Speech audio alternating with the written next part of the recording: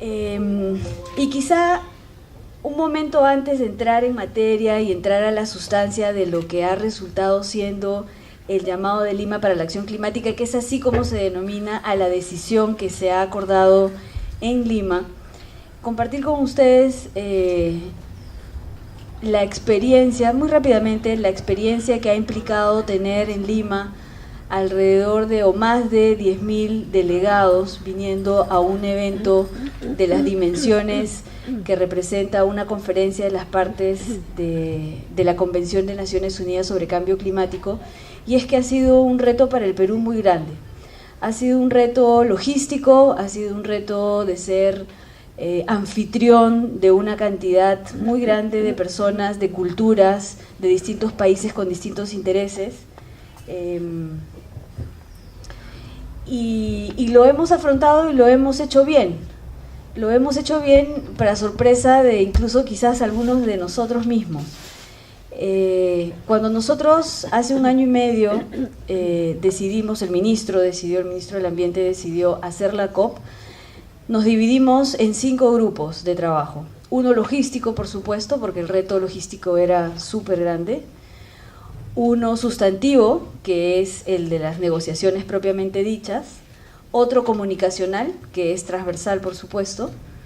Otro que tiene que ver con el trabajo con todas las organizaciones que no son gobiernos, pero que sin embargo están interesados en el tema y que participan constantemente, ONGs, pueblos indígenas, organizaciones de mujeres, de jóvenes, empresa privada, etc.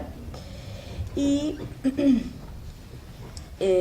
uno quinto que tiene que ver con la política interna, con la agenda interna, y así le llamamos la agenda interna, y sobre eso voy a volver. Y entonces lo único que quería comentarles es que al final el hecho de que hayamos hecho bien las cosas responde a un trabajo primero multisectorial, en donde el Ministerio de Comercio y Turismo, el Ministerio del Interior, el Ministerio de Salud, por supuesto el Ministerio de Relaciones Exteriores, el Ministerio de Transportes, y probablemente me esté olvidando de alguno, cada uno de estos ministerios hizo su labor. Si no hubiéramos hecho un trabajo de esa magnitud, no hubiéramos podido afrontar este reto, pero sin embargo lo hicimos, la gente se ha ido contenta, los hemos atendido a todos súper bien, el transporte estuvo bien, a pesar de que todos conocemos el transporte de Lima, estuvo bien. 3 semanas antes de la COP, yo, y bueno, esto lo van a grabar, pero sí puedo negar haberlo dicho, yo pensaba que no íbamos a terminar, ¿no? Que no íbamos a lograr cumplir con los estándares, pero al final lo hicimos y fue una sorpresa muy grata, la verdad, y creo que todos como peruanos podemos estar satisfechos de haber logrado cumplir con este reto y satisfacer los estándares internacionales de lo que implica una reunión de esta naturaleza. Entonces, para ir sobre la sustancia, sobre lo que ha implicado la COP y qué resultados hemos tenido de esta COP, quizá primero ponernos en contexto. Cuando los países acuerdan, hace un par de años, que es necesario establecer, y no lo dicen así, pero cuando se establece o cuando se ve necesario que se tiene que tener un nuevo régimen climático, dado que el régimen que se acordó en el año 97 con el protocolo de Kioto ya no da para más, se decide que en el año 2015, que es el próximo año, tendremos que acordar los países un instrumento legal o un acuerdo o un protocolo. No está clara todavía cuál va a ser la forma legal de este nuevo acuerdo, que contenga los compromisos de los países para reducir sus emisiones de gases de efecto invernadero y cumplir con los objetivos de la Convención. ¿Y por qué hago esta diferencia? Porque posteriormente, y eso lo vamos a ver cuando les comente los resultados de la decisión de Lima, los objetivos de la Convención no solamente son la reducción de emisiones, sino también la adaptación a los impactos que puede traer el cambio climático, que con el tiempo están siendo cada vez más evidentes. Entonces, ¿esto qué quiere decir? que ya sabíamos desde el inicio que Lima era un paso hacia París. Lima era la COP, porque ya pasó, Lima era la COP anterior a París. Pero ¿cuál es la importancia de Lima entonces? La importancia es que para que los países en el ámbito multilateral se pongan de acuerdo en compromisos que sean legalmente vinculantes, mucho pan se tiene que rebanar. Y un solo año no es suficiente para que los países puedan llegar a un acuerdo exitoso, vamos a decir. Entonces, la preparación y todo el avance que pudiéramos tener en Lima es fundamental. Otro elemento que tienen ustedes que tener claro para entender el contexto en donde se desarrollan estas negociaciones es que el tema de cambio climático no es solamente un tema ambiental, es un tema fundamental e intrínsecamente económico. Casi todas las actividades económicas que realizamos como seres humanos tienen implicancias en las emisiones de gases de efecto invernadero. La agricultura, la industria, el transporte, la producción de energía, el consumo de energía, las actividades agroforestales, la deforestación. Prácticamente casi todas las actividades económicas que hacemos, consumidores y productores, generan emisiones de gases de efecto invernadero. Por lo tanto, cualquier política o cualquier compromiso que asuman los países para cambiar, para reducir esas emisiones, tienen impactos económicos. Y es, por lo tanto, una discusión muy económica. Con lo cual, los intereses de cada país son sumamente defendidos por cada uno de ellos. Los árabes sabemos que dependen del petróleo. ¿Qué pasa si ya se deja de consumir petróleo? Entonces claramente sus niveles, sus estándares de vida cambiarían.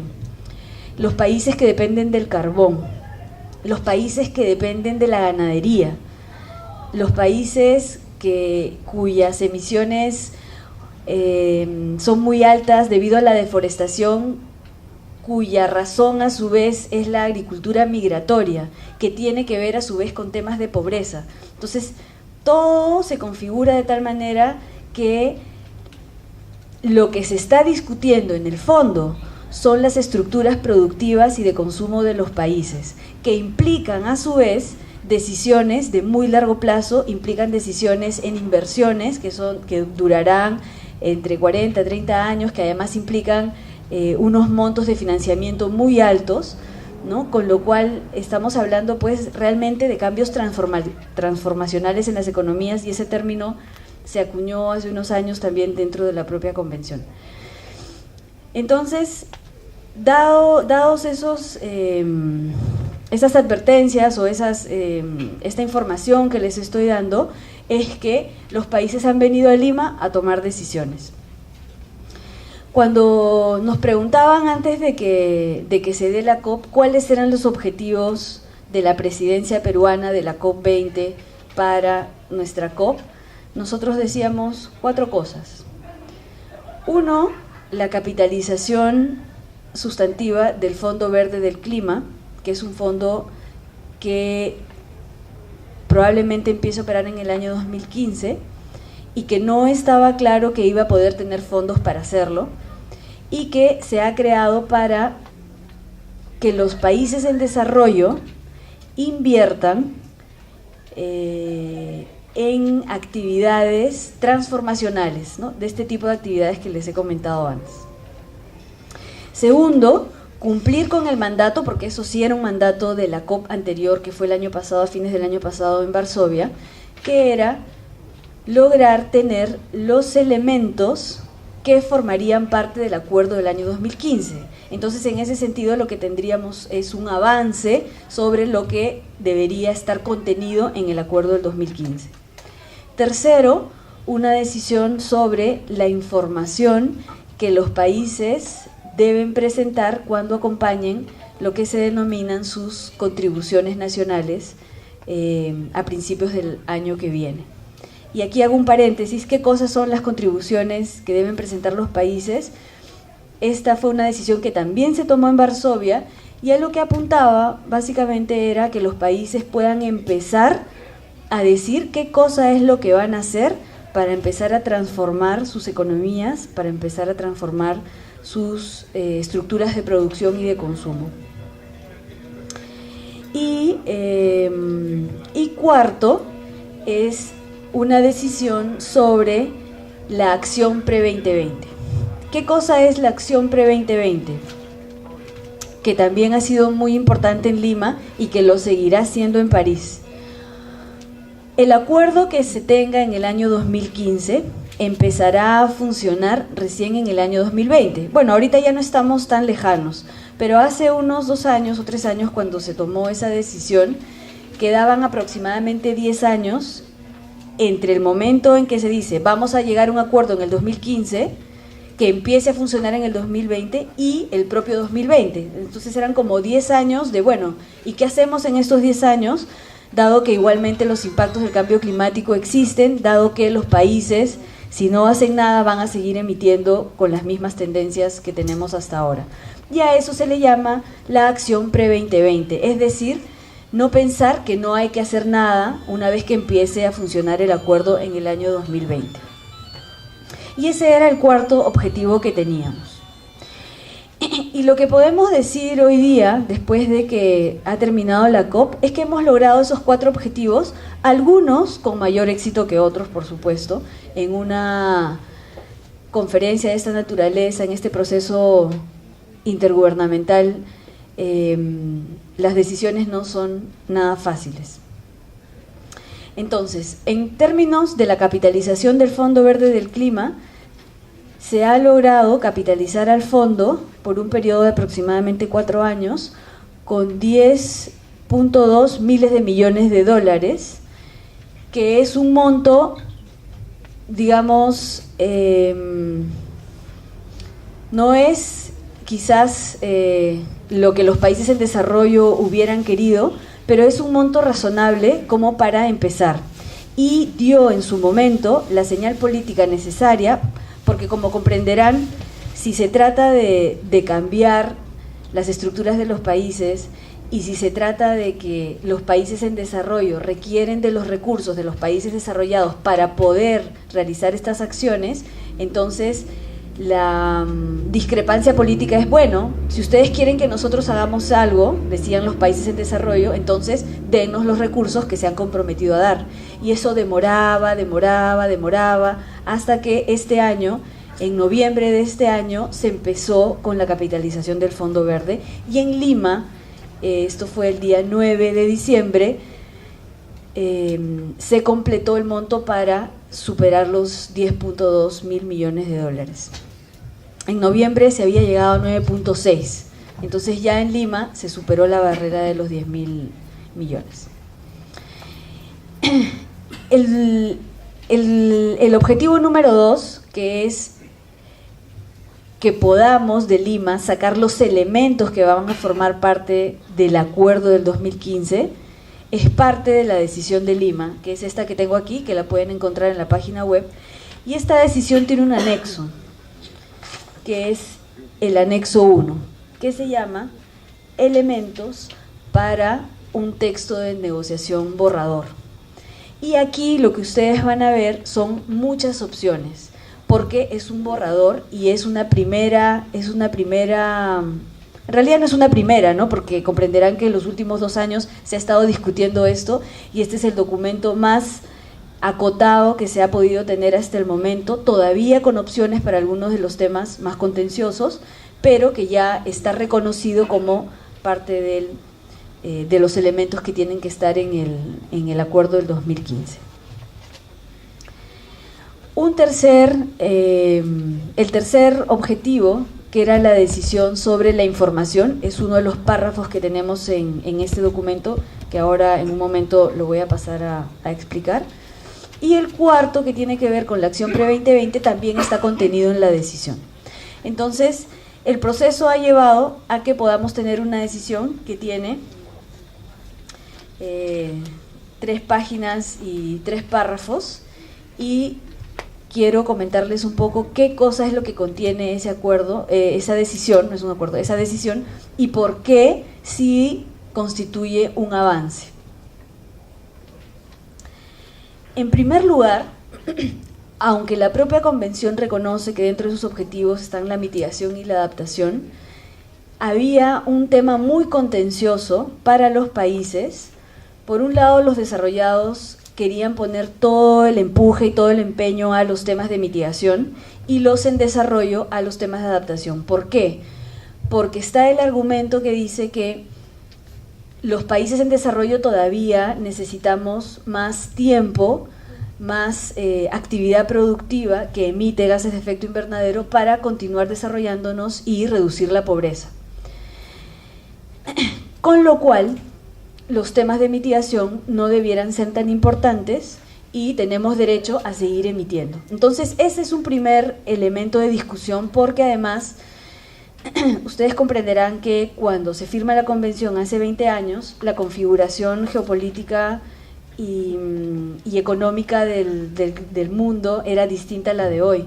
Las potencias como China, India, Sudáfrica, Brasil han crecido mucho y sus estándares de vida también, con lo cual la proyección de su impacto sobre las emisiones es mucho más grande que la que se tenía hace 20 años. Entonces, eso también está a la base de la discusión de los países desarrollados que decían, bueno, hay lugares de China que tienen ya PBI per cápita mucho más altos que países o ciudades en Europa, por ejemplo, ¿no? Entonces, ya el argumento de soy pobre ya no funciona, hace 20 años era distinto, y entonces el compromiso de reducir debiera ser de todos. Entonces, esta dicotomía entre la mitigación y la adaptación, este peso político mayor o menor que se le daba a la mitigación y a la adaptación, ha podido ser balanceado en la decisión de Lima, que reconoce que en el acuerdo del año 2015 los temas de adaptación van a tener que tener una fuerza o un peso importante tanto como la mitigación. Entonces, esa era una gran pelea política que se tenía y que se ha recogido aquí. Otro elemento de discusión es otro concepto distinto al de la adaptación, que no es obvio y que hay países que lo han defendido con mayor empuje, ¿no? Que es el concepto de pérdida y daños. Hay efectos del cambio climático que pueden ser aminorados, que pueden ser paliados si el país o la ciudad o la región o el poblado, el centro poblado se adapta a determinados cambios. Pero hay cambios que ya son irreversibles.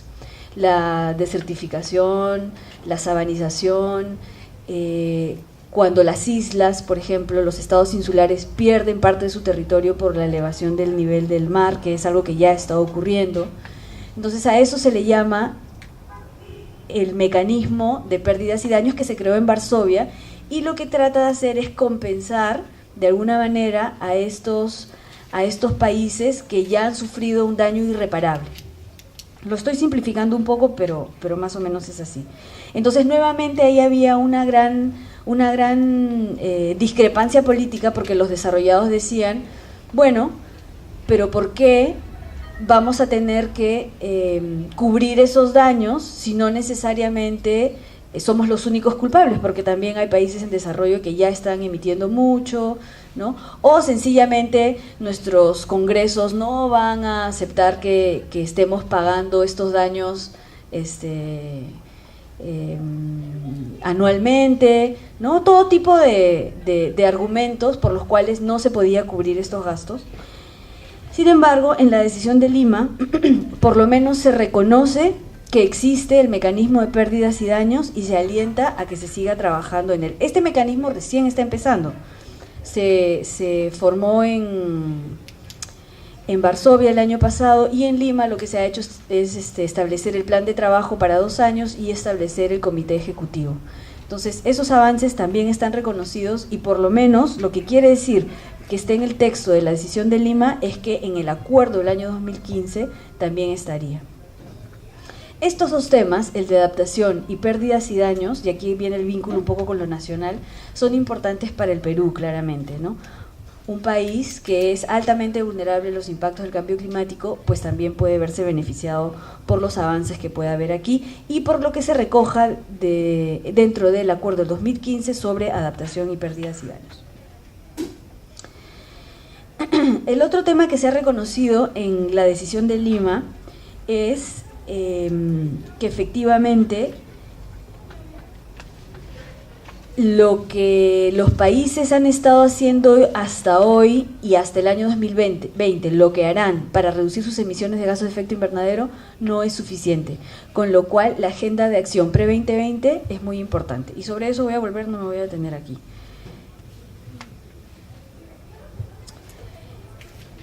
Otro aspecto político sumamente relevante y que tiene que ver con esta diferencia entre los desarrollados y en desarrollo, y sobre todo los en desarrollo que han crecido muchísimo y cuyas economías van a emitir mucho, pero que no se querían comprometer porque argumentaban que todavía necesitaban desarrollarse, como China, India, Brasil y Sudáfrica, es lo que se denomina el principio de responsabilidades comunes pero diferenciadas y respectivas capacidades.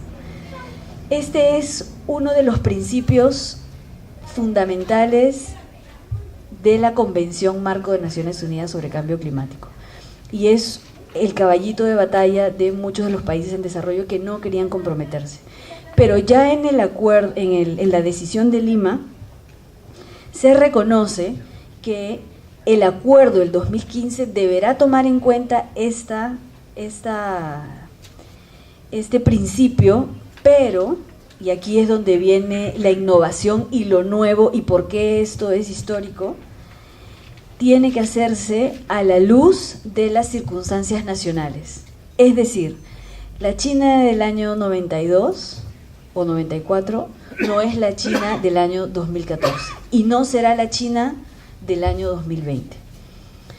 Entonces, ese pequeño, o sea, una frase que tiene, ¿no?, después del principio de responsabilidades comunes pero diferenciadas, coma, y viene una pequeña frase de 6 palabras, lo puede cambiar todo.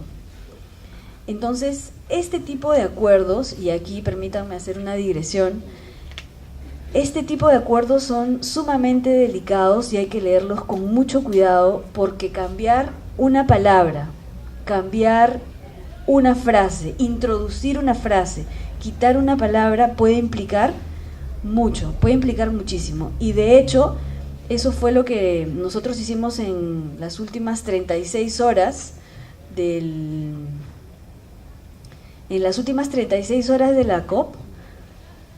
Tuvimos que ver si se incluía esto, que era desfavorable para un grupo, qué otra cosa se tenía que incluir para que pueda ser favorable para ese grupo.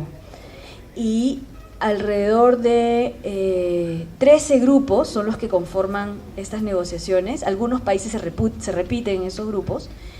Y ese equilibrio tan delicado es algo que nos costó mucho.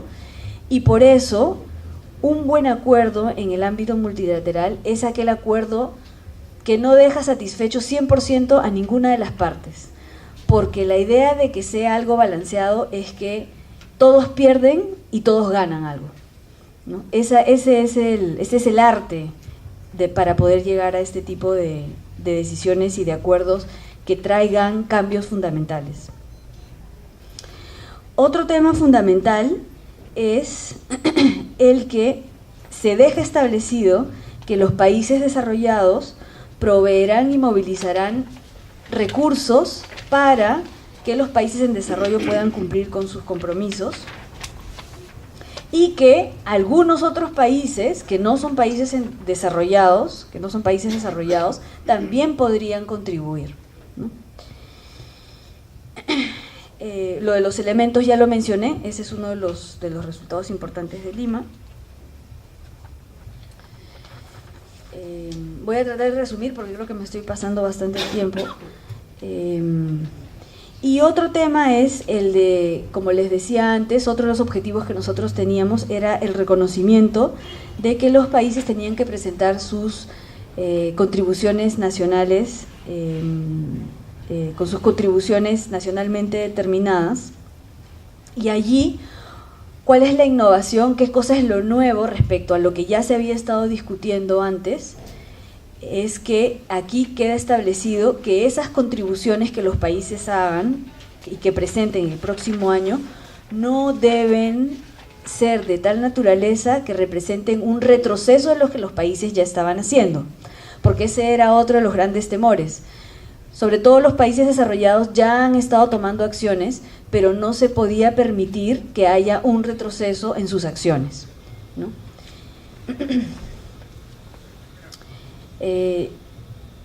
Sin embargo, para estas contribuciones nacionalmente determinadas, de todas maneras se reconoce que hay un grupo de países que se llaman los países menos desarrollados y otro grupo de países de los que ya hablé hace un momento que son las islas, que se reconoce que sus capacidades son muy reducidas y por lo tanto a ellos sí se les da cierta flexibilidad. Otro tema innovador que se establece en esta decisión y que también era algo contencioso es que dentro de las contribuciones nacionales no solamente se tendría necesariamente mitigación, sino que también podríamos tener adaptación. Es decir, nuevamente se refleja y se tiene como resultado el balance entre la mitigación y la adaptación, que políticamente son sumamente importantes. El tercer resultado que nosotros queríamos en Lima es que,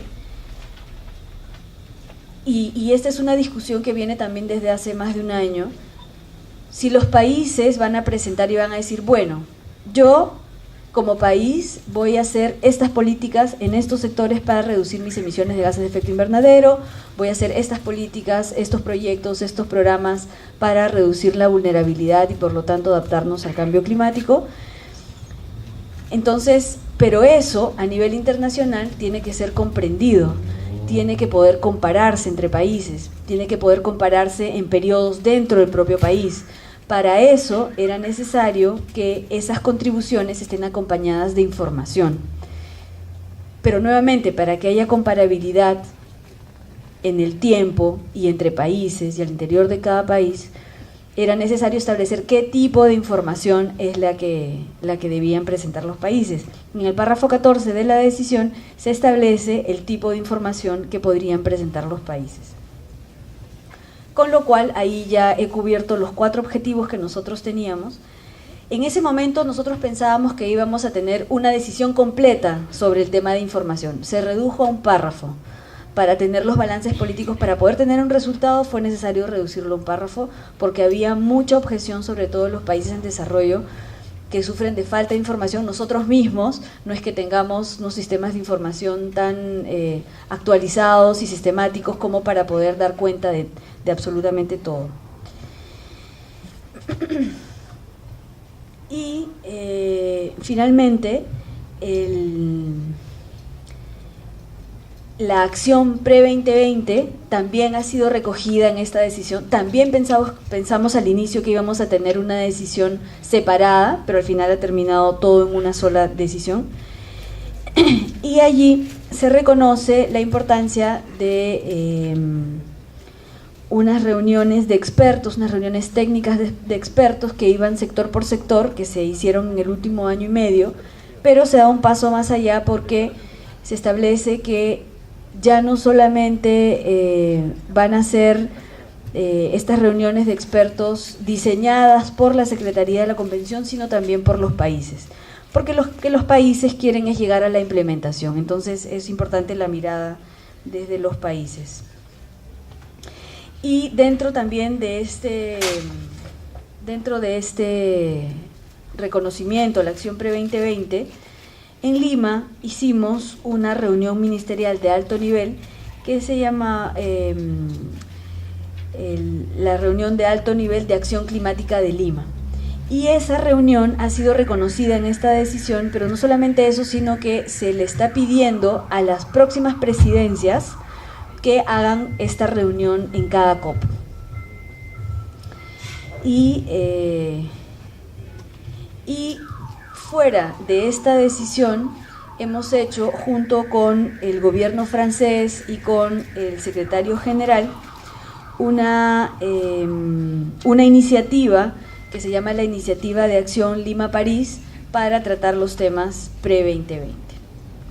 Entonces, a toda esta parte política que todavía no está resuelta, que Lima fue un paso y que se tendrá que resolver en París con este nuevo acuerdo o protocolo o instrumento legal vinculante, está acompañado de una agenda de acción que es algo que nos trae un poco más a la realidad y que también reconoce, y eso está en este documento, en la decisión, reconoce a los otros actores distintos del gobierno que ya están haciendo cosas para reducir la vulnerabilidad al cambio climático, para reducir las emisiones y que están contribuyendo en el día a día con este problema. Lo dejo allí. Gracias.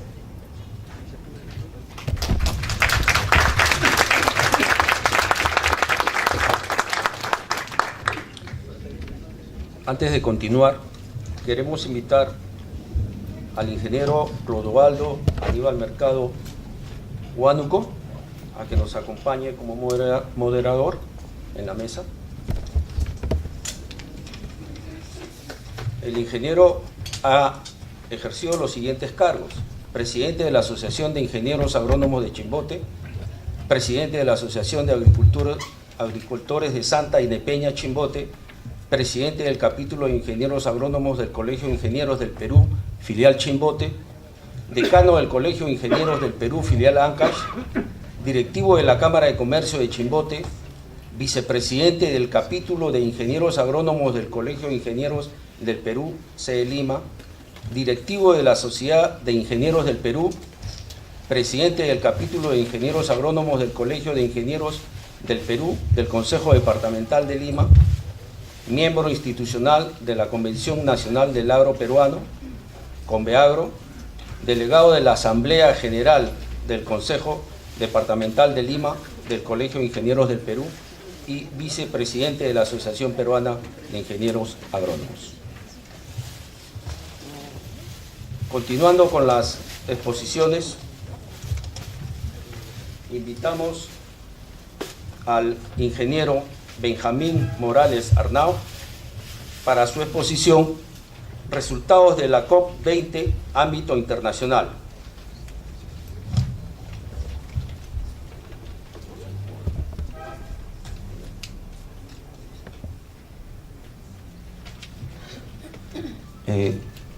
Disculpen, me indican que la ingeniera Sara Yale se encuentra en la sala. La invitamos a la mesa, por favor.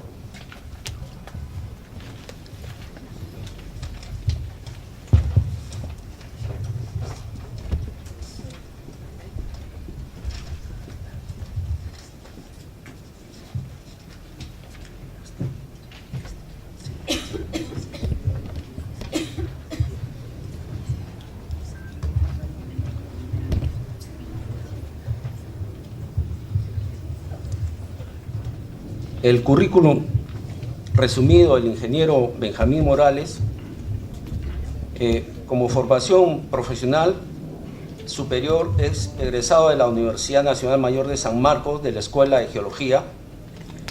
Tiene posgrado en la Universidad de Neuchâtel, en Suiza, en el Politécnico Federal de Zúrich, de Suiza, el Instituto de Estudios Árticos de Alaska, la Universidad de Chile, División Antártica de Nueva Zelanda. Dentro de sus principales actividades de mayor significación, en 1966 fue fundador de las investigaciones glaciológicas en el Perú. Entre 1976 y 1978, fundador y director del Instituto de Geología y Minería.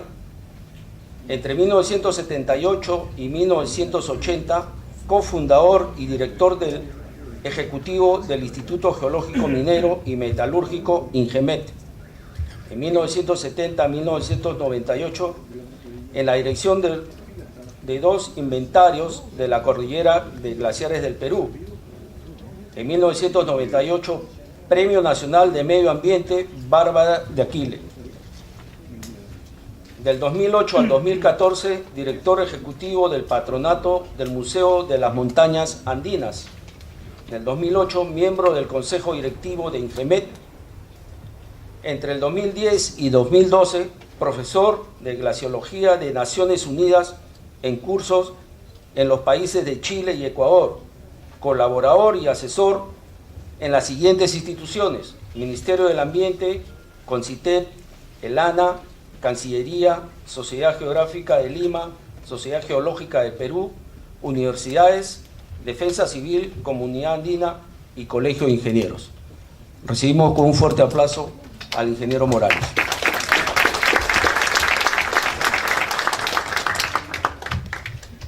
Muy buenas tardes, damas y caballeros. Ingeniero Marco Antonio Ramírez Chávez, muy agradecido por la invitación. Mi presencia aquí se debe, más bien yo voy a dar impresiones como ingeniero colegiado. No he formado parte de la organización de la COP y entiendo que un poco es más para dar mis impresiones en relación al desarrollo del evento, más bien en uno de los ambientes, en el ambiente del Pentagonito era la reunión de los países, de las partes, para firmar los compromisos que muy bien nos ha indicado la doctora Morales Arabia, pero paralelamente se desarrollaba un evento de asistencia libre que eran las Voces del Clima. Yo he tenido la suerte de asistir en forma privada a este evento de Voces del Clima y les voy a comentar alrededor de esto. Especialmente he asistido al pabellón de las montañas. Habían 4 pabellones: el pabellón de las montañas, el pabellón de los océanos, de los bosques y de energía. En todos estos ha habido excelentes presentaciones que han dado una difusión completa sobre la significación de los cambios climáticos en cada uno de estos sectores. Yo considero que la COP, el éxito de la COP, una parte es los compromisos que nos ha dicho y que es una parte sumamente difícil, yo entiendo, para asumir y cuantificar sobre todo los compromisos de cada país. Pero la otra parte nos compete directamente como país, ¿no? Y considero que hemos sido beneficiados como país tremendamente al tener la oportunidad de atender a diversos eventos, conferencias de diversas especialidades en Voces del Clima. Sobre esto yo quiero conversarles y especialmente sobre el tema de mi especialidad. Uno de los temas que tanto a nivel nacional sobre todo se toca en todo tipo de evento es el efecto de la reducción de los glaciares relacionados al agua, naturalmente, ¿no? Y se habla mucho de este tema. Es un tema que no todo el mundo lo conoce, porque es un tema que se desarrolla en la cordillera y para conocer en detalle esto, pues habría que estar en esos ambientes. Y yo voy a mostrarles ahora muy rápidamente los resultados de una investigación que estoy realizando y que tiene que ver con los cambios climáticos. Considero que en la naturaleza el efecto más visible de la afectación de los cambios climáticos son los glaciares. Los que vivimos en lugares que tienen cordilleras alrededor, no tenemos más que salir a cualquier lugar y observar nuestras cordilleras y vemos que cada vez están más reducidas, ¿no? Entonces no se necesita ser muy experto para saber que efectivamente están afectándose tremendamente. Y cuando vivimos en algunos lugares como por ejemplo Abancay. Abancay es un lugar que es una ciudad que en la época de verano recibe las aguas de fusión de un glaciar que es el Ampay.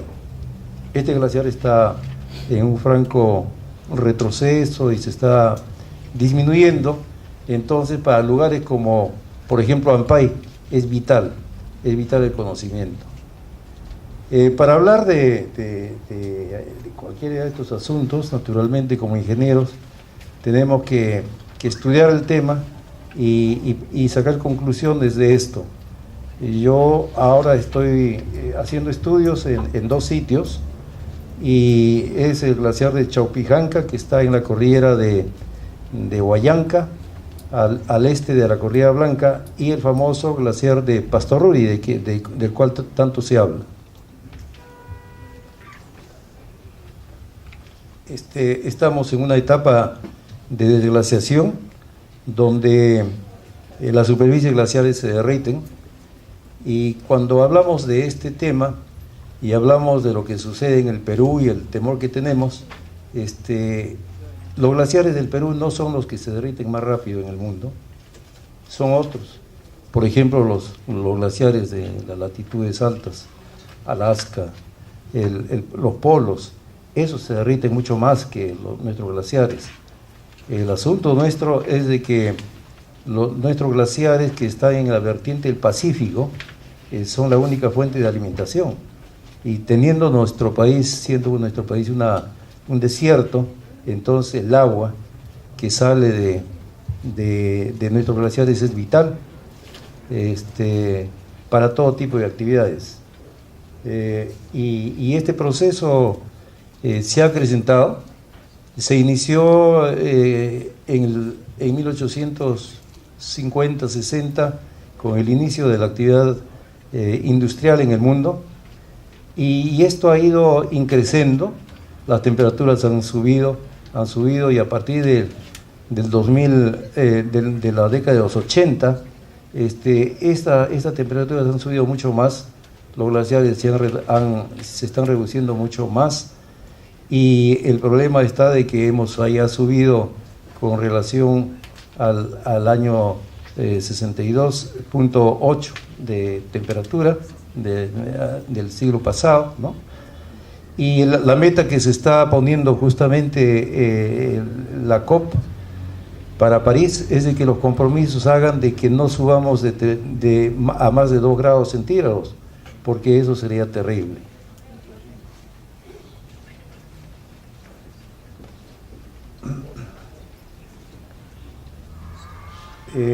Acá vamos a ver, yo en el año 2007 estaba por la zona de la cordillera de Huallanca, y tuve la suerte de estar en este glaciar que se llama el Chaupijanca, donde es un glaciar tipo ideal para hacer investigaciones, y lo escogí como un lugar de investigación. En el Perú no hay ningún glaciar como este, y en Latinoamérica. Cuando uno hace investigación de un glaciar, uno escoge un glaciar que se llama la lengua glaciar, como esa. Ustedes tienen ahí separada una línea en la parte superior, que es la línea de equilibrio. Sobre esa es la zona de alimentación, donde la nieve que cae no se derrite toda, y debajo se tiene la zona de ablación, donde toda la nieve que está ahí se derrite, y el hielo se derrite, y es la zona pues que sufre el retroceso mayor. En el fondo está el frente glaciar, y ahí se tiene la descarga del glaciar. Es toda la dinámica que tiene un glaciar, y como les digo, este es el glaciar ideal para investigarlo. Esta es una foto muy especial, y pienso que es el único glaciar en Latinoamérica que tiene esto. Estas son las líneas de retroceso del glaciar desde el año 2007. Los diferentes colores muestran, y el año 2014 está en el frente glaciar. Esto lo tomamos en el mes de octubre, y pueden ver ustedes ahí en forma muy clara cuánto ha retrocedido el glaciar y cómo. En este caso, por ejemplo, este glaciar retrocedió desde el 2007 hasta ahora unos 150 metros. Este es el proceso de estudio que se hace para determinar cuánto de hielo se derrite, y se hace una perforación térmica, como ustedes pueden ver ahí, y se ponen unas estacas de madera para la medición. Y en la parte superior igualmente se hacen unos pozos y se hacen unos sondajes para determinar cuánto de nieve ha caído. La diferencia entre la parte de nieve que se ha derretido, que está en los puntitos redondos, que es la zona de ablación, y la parte superior, que es la zona de acumulación, eso es el balance glaciar. Entonces, en el año hidrológico uno hace el balance glaciar, y ese balance glaciar nos indica cuánto de hielo ha perdido este glaciar específico en un año. La pérdida de hielo de equivalente en agua de un glaciar depende de la línea de equilibrio, de esta línea. Si esa línea está muy baja, entonces quiere decir que puede haber un balance positivo porque ha habido mayor acumulación. Si la línea está más alta, entonces la ablación es mayor y la línea y el volumen que ha perdido es mucho mayor. Acá tenemos, por ejemplo, en este caso, la línea de equilibrio está alta y el glaciar perdió en un año 601.000 metros cúbicos. O sea, imagínense una represa, es lo que tendría una represa, 601.000 metros cúbicos que pierde en un año. Y acá tenemos este glaciar que estaba en el año 62 junto a la lagunita que hay ahí en morado, y año a año nosotros hacemos los planos para determinar cuánto ha perdido de superficie y cuánto de volumen, y se tiene que al año 2012, del año 62, este glaciar perdió el 52%. Al año pasado ha perdido el 55% de superficie, imagínense. En el último inventario de glaciares que ha hecho el ANA, han determinado que los 18 cordilleras del Perú han perdido el 42% de superficie. Algunas cordilleras pierden mucho más que otras.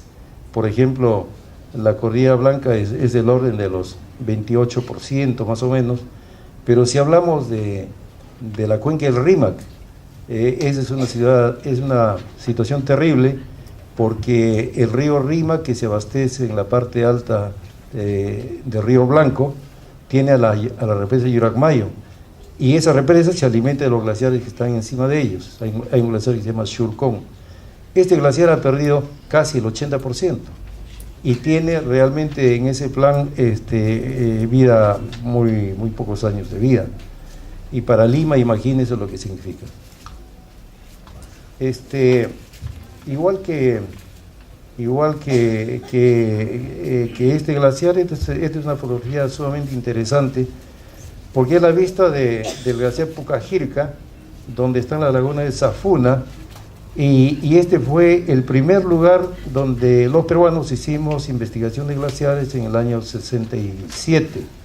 Así que este glaciar era un glaciar que tenía una laguna al fondo, pequeña, pero con el proceso de deglaciación esta laguna ha crecido más de 1.600 metros, y los peligros que hay en un glaciar uno es que nos da el agua, pero el otro es de que es un peligro de catástrofes de origen glaciar. Y estas catástrofes pueden ocurrir porque hay avalanchas de hielo que caen en la parte superior del glaciar o deslizamientos de tierra.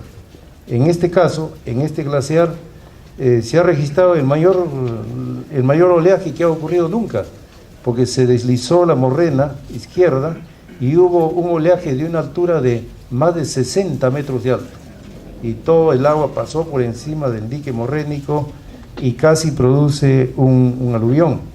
Debajo de esto, en este momento, se está construyendo un par de represas de centrales hidroeléctricas, que son las centrales hidroeléctricas de Quitaraxta.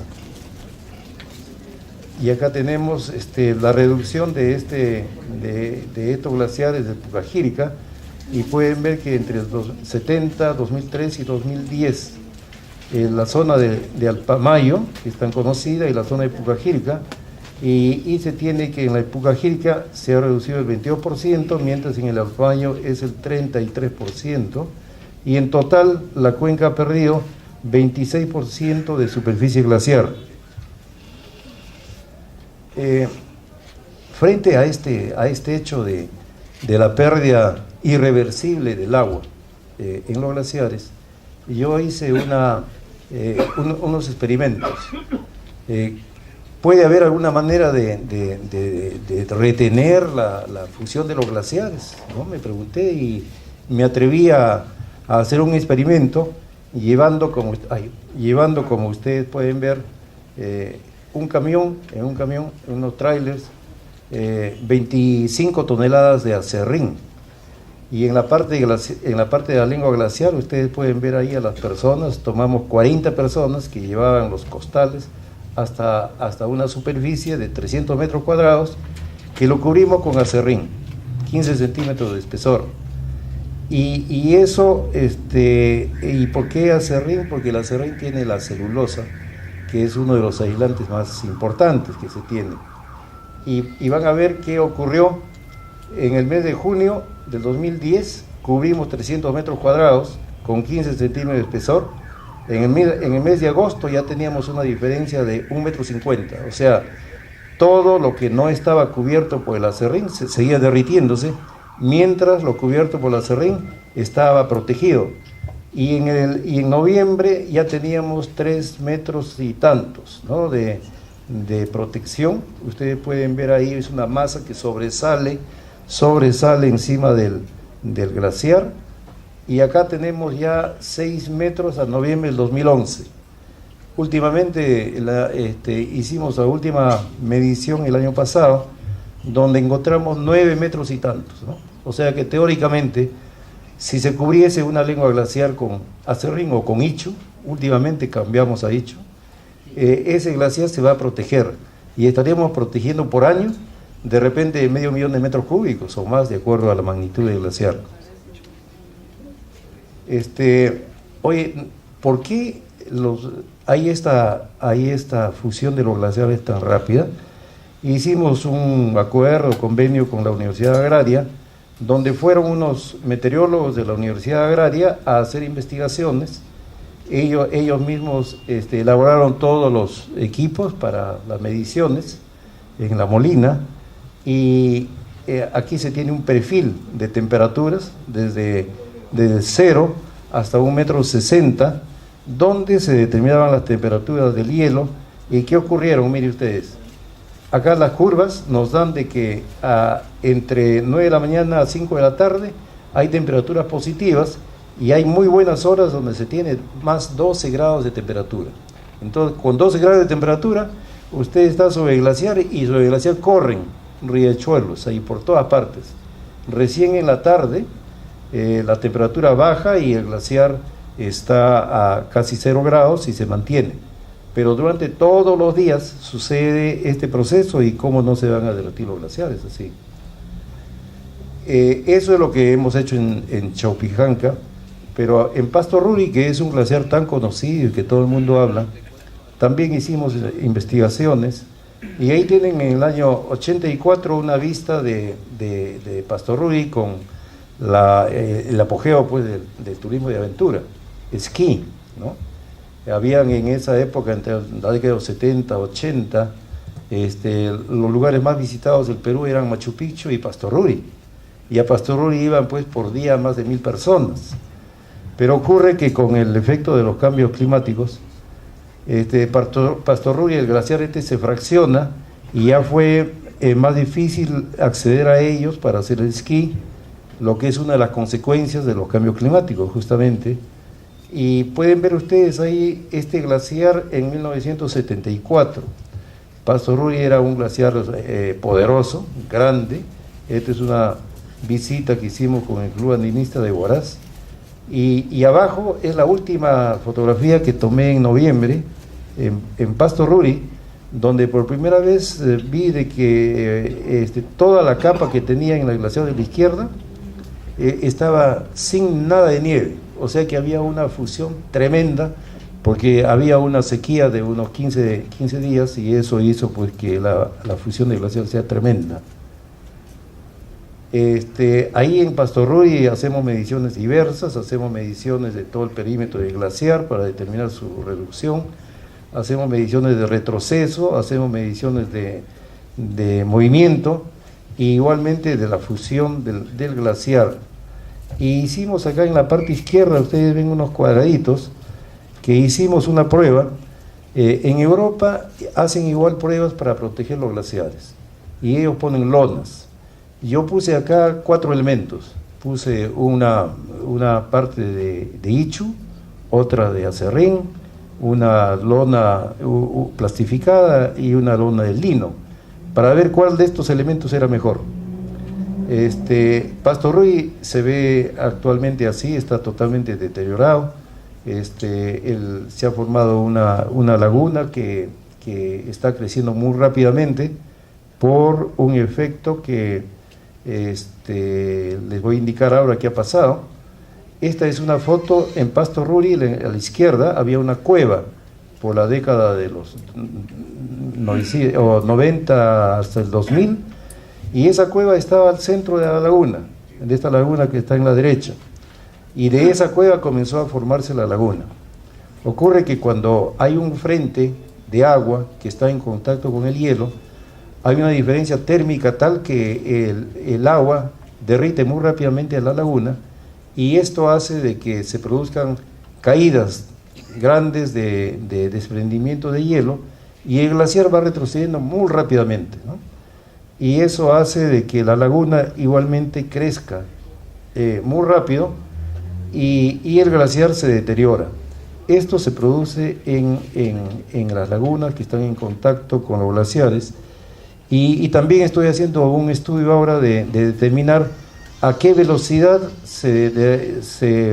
el glaciar retrocede y la laguna se agranda en un caso como estos, que es de suma importancia, porque esta es la razón por la cual se forman lagunas de gran magnitud que ya se generan en peligros latentes para muchos sitios, como es la laguna de Palcacocha en este momento en Huaraz, que el año 41 ocasionó la aluvión de Huaraz, y de una laguna de 500 metros, en este momento Palcacocha tiene 1.800 metros de largo, y de 500.000 metros cúbicos, en este momento tiene 18 millones de metros cúbicos, que está sobre Huaraz, ¿no?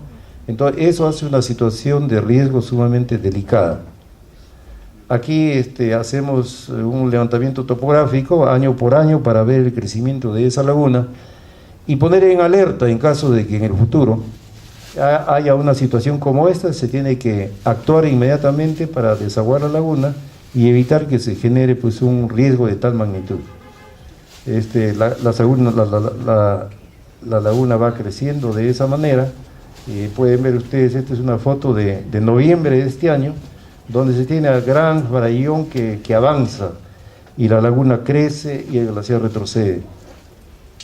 Igualmente en Pastorruy hicimos estas pruebas con el acerrín. Tuvimos ahí el apoyo de los estudiantes de medio ambiente de la Universidad de Santiago Antúnez de Mayolo, y igual el experimento que realizamos fue exitoso, si se quiere, porque en un mes tuvimos ya 1,50 m de diferencia de protección, y en noviembre ya teníamos ya más de 3 metros, ¿no?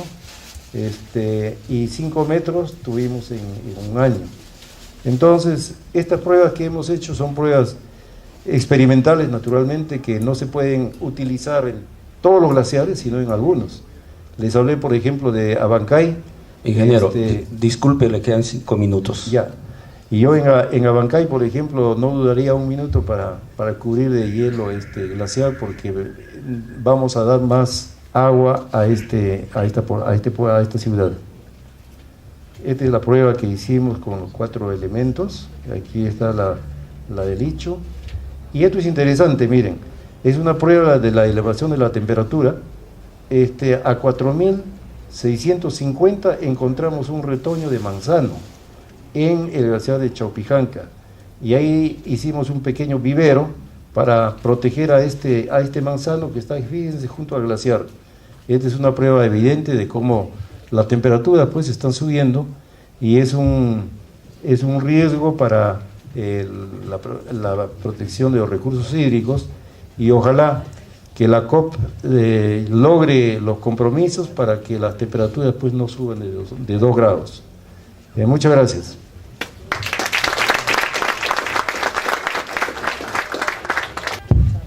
La doctora Silvestre es investigadora científica en cambio climático y adaptación de investigación en clima para la acción y asesora en cambio climático del Instituto Nacional de Salud. La doctora Silvestre me va a permitir hacer un resumen de su currículum.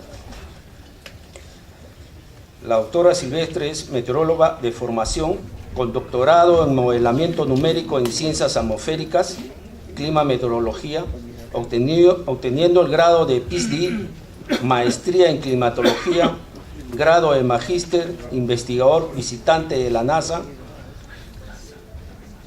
Su formación permitió ejercer funciones de gerencia técnico-científica y administrativa, así como coordinadora en proyectos, liderando proyectos nacionales e internacionales.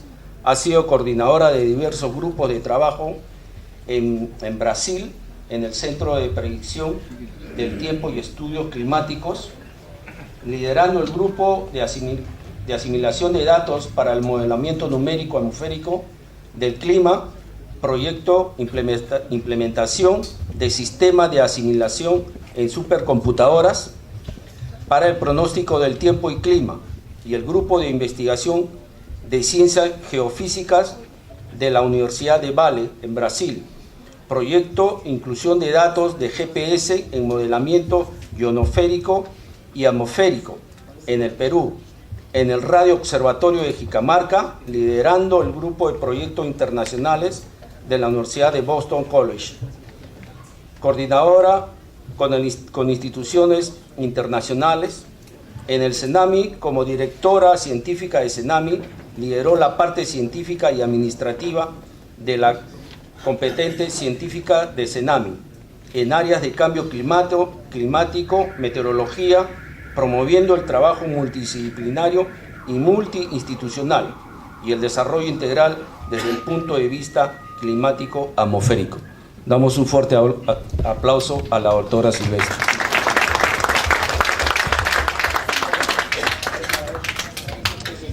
Muy buenas noches. En principio, agradecer la invitación a este foro, que me parece súper importante conversar después de un gran evento internacional en el que el país ha estado presente.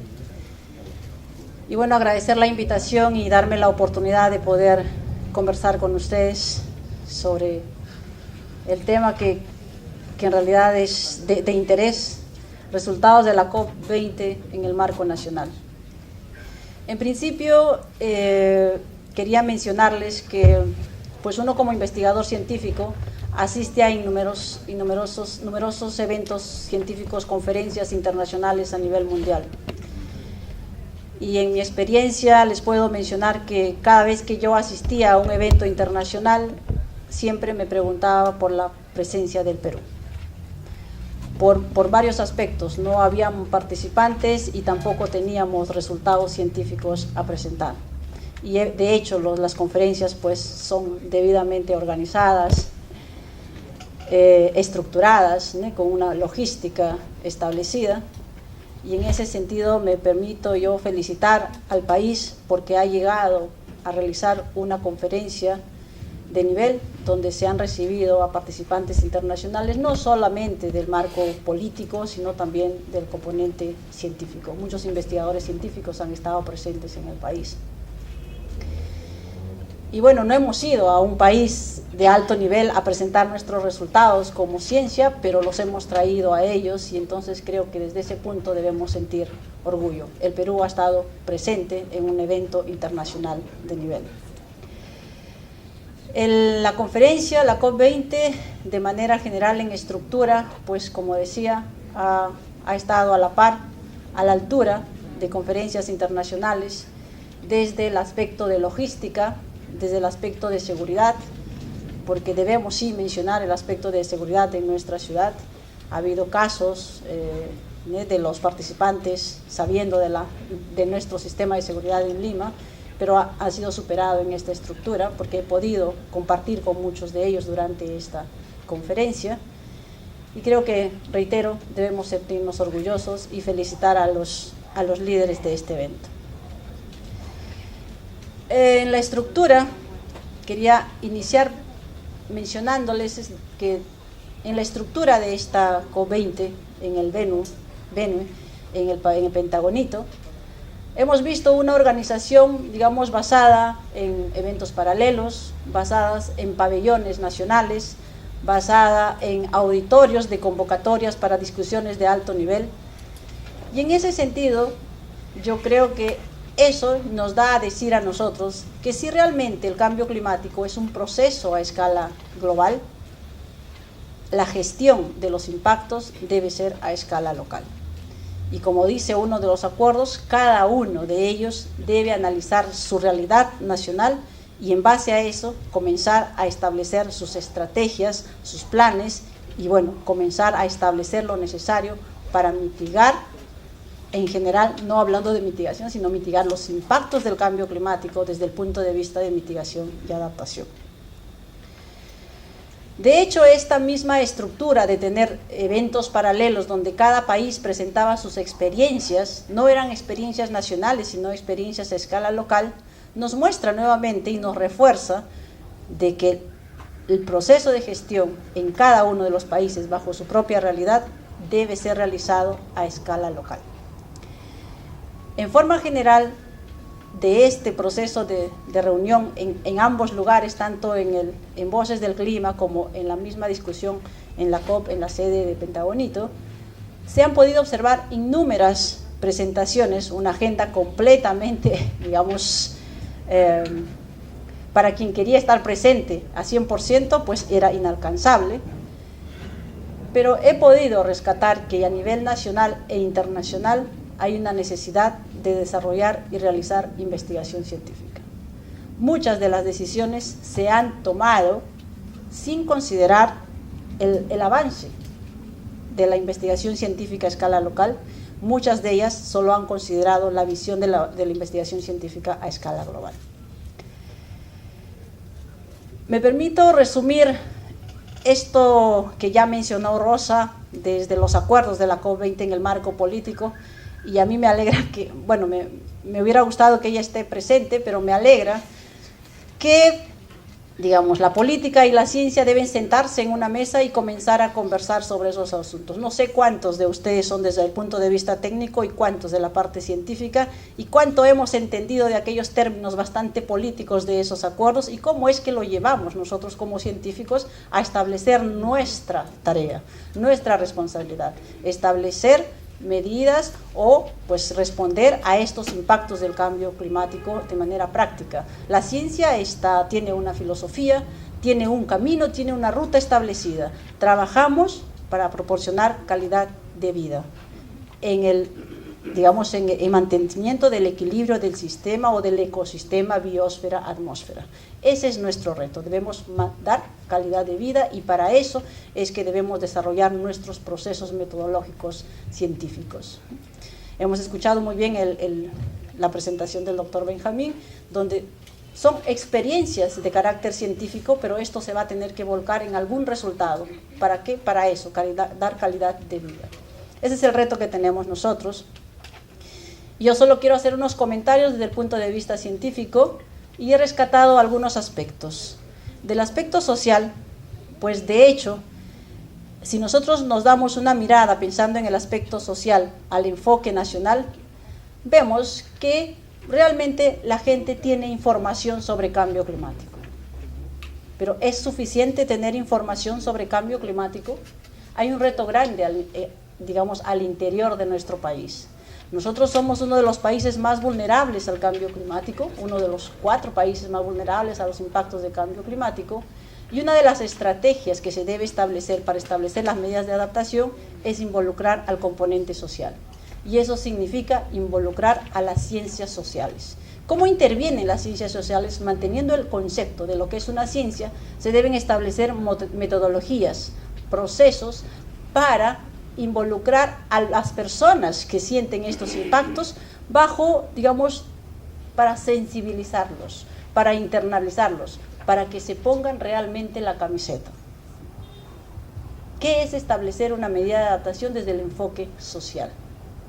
Debemos establecer una metodología y esta a la vez debe tener una sinergia con las ciencias duras, ¿no? Con las ciencias abstractas que aún nos es difícil entender. Desde el punto de vista científico, en el marco de la COP, podemos decir que sí hay muchos avances y la ciencia básica ha puesto a disposición toda la información a escala global y a nivel mundial de aquellos impactos con esa visión global de lo que ocurriría en el mundo entero y a nivel de la región, digamos, con este posible incremento de 2 grados de la temperatura a escala global. Pero de hecho, nosotros debemos un poco focalizarnos en el título, pensando desde el punto de vista científico, ese llamado a la acción climática. ¿Cómo es que pensando desde el punto de vista científico, nosotros como científicos entramos en ese concepto del llamado a la acción climática? El primer paso, y es un reto para nosotros, es determinar los impactos del cambio climático. Decimos, sí, uno de los grandes impactos puede ser el recurso hídrico, sí, de hecho lo es en nuestro país. Pero el impacto del recurso hídrico, ¿en qué sector? ¿En el sector agrícola? Y bueno, si me voy al sector de consumo humano directo del recurso hídrico. Si me voy al sector agrícola, digo, ok, me voy al sector agrícola, ¿y en qué cultivo? ¿Cuáles son los cultivos más afectados por la falta o el incremento de este recurso hídrico? Si determino el cultivo, tengo que irme más allá aún y decir, ¿en qué fase de un determinado cultivo vamos a tener impactos por el incremento o la disminución de este recurso hídrico? Cuando lleguemos a determinar, a responder ese proceso, se nos hace más fácil establecer las medidas de adaptación. Y ese es el grande reto científico. Y sí quiero resaltar que desde este punto de vista científico es importante involucrar 2 conceptos de la ciencia, el conocer y el entender. Conocemos los impactos, sabemos que los eventos extremos están cambiando, sabemos que probablemente tengamos menos lluvias en algún lugar y más lluvias en otro lugar. Lo que no hemos hecho aún es entender por qué ocurre eso, cómo ocurre eso, cuál es el proceso físico de la ocurrencia y de esa alteración de esos eventos extremos. Y es un motivo más porque los procesos deben ser realizados a escala local. El otro aspecto es desde el punto de vista tecnológico. De hecho, implementar alternativas y estrategias de adaptación y mitigación deben involucrar la tecnología. Existe tecnología de punta a disposición y tecnología que nosotros podemos desarrollar con nuestras capacidades. Y eso, pues lamentablemente, debo decir, en el marco de la COP20, no se ha llegado a un consenso entre cuando el grupo se reunió para discutir cuál sería la ruta o el proceso para, digamos, establecer alguna metodología desde el financiamiento y la tecnología. El acuerdo final fue un borrador que será discutido en París. No hemos establecido esa ruta y bueno, eso nos lleva a nosotros a pensar que aún debemos probar esa ruta metodológica con experiencias a escala local.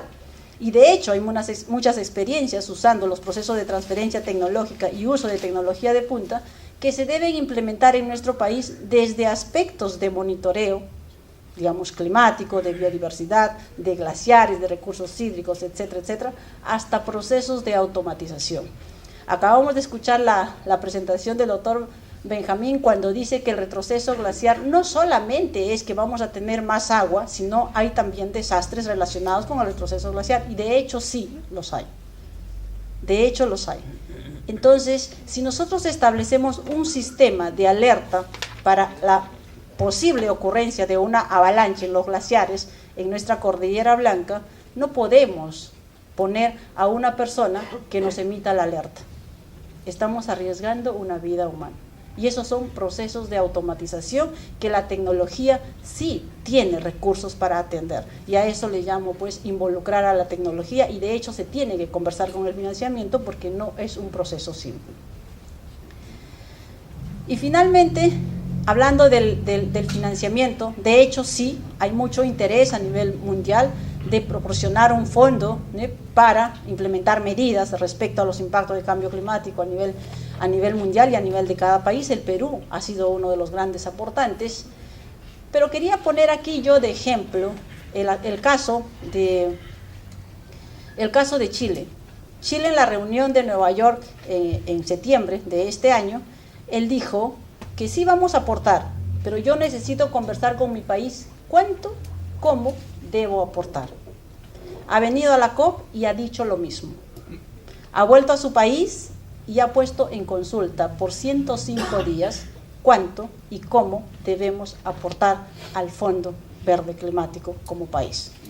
Y eso significa hacer un análisis de los impactos, de las necesidades, de los requerimientos, de aquellos niveles de mitigación a donde los países no desarrollados deberían alcanzar para comenzar después a mitigar. Creo que ese es el aspecto. Y eso, de hecho, nos lleva a nosotros como científicos a decir, ok, sí, vamos a aportar, pero necesitamos resolver estas incógnitas aún en nuestros países. Y Chile está haciendo eso, ¿no? De repente, bueno, es un país vecino, pero bueno, está trabajando de esa manera. Y al final, un ejemplo que durante estos 12 días que yo quería rescatar de toda esta conferencia, era un ejemplo práctico realizado por Brasil, donde, bueno, ustedes saben, Brasil, parte amazónica, donde ocurre una serie de inundaciones y eventos extremos relacionados con sequías. En este caso, una universidad se ha dedicado a estudiar los eventos extremos realizados con inundaciones, respecto a inundaciones, y estas inundaciones, pues, cada vez que ocurren, pues causan desastres en 6 poblaciones alrededor, donde hay en cada una de ellas una escuela. Y entonces los niños pierden semanas y meses de clases porque están sus aulas y sus escuelas inundadas. Lo que ellos han hecho, juntamente con la comunidad y estudiando desde el punto de vista científico el caso de las inundaciones, han implementado una medida de adaptación y emisión de alertas para que los niños establezcan su ruta de desplazamiento y lugares donde deben recibir sus clases y no perder el año escolar. Ha tenido ciencia, ha tenido tecnología y ha tenido la parte de intervención social. Y creo que eso es el camino hacia donde nosotros debemos caminar cuando hablamos del aspecto integral.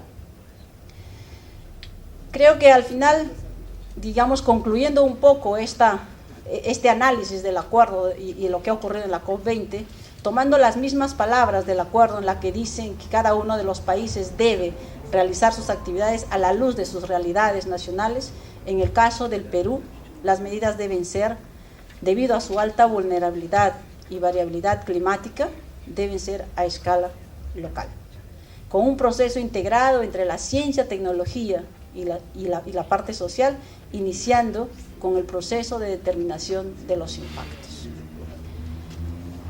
Ese es un punto de vista netamente científico. Es un reto para nosotros que muchas veces hemos trabajado en gabinete y no hemos ido al campo, y ahora sabemos que debemos hacer ese proceso integral. En ese contexto yo quería ponerles a ustedes, he preparado unas transparencias que me parece interesante que quede grabado, para los siguientes pasos que tengamos que realizar en el marco de actividades relacionadas con cambio climático. El IPCC en su último reporte, el 5º reporte del IPCC publicado este año, lanzado como edición para tomadores de decisiones durante la COP, yo no lo he querido traducir porque creo que es mejor interpretarlo tal como se ha llegado al acuerdo. Ha lanzado 2 definiciones que resume, en conclusión, este llamado a la acción climática. ¿Qué es la vulnerabilidad y qué son los impactos? Y esto está en el 5º reporte desde del componente científico. O sea, significa que nosotros debemos trabajar científicamente en definir la vulnerabilidad para poder establecer las medidas adecuadas para su gestión. Y después establecer el concepto o determinar los impactos del cambio climático a la actividad en la que yo quiero gestionar estas medidas. Y eso lo dice claramente el IPCC, y creo que se debe tomar como tal y comenzar a invertir en esos procesos.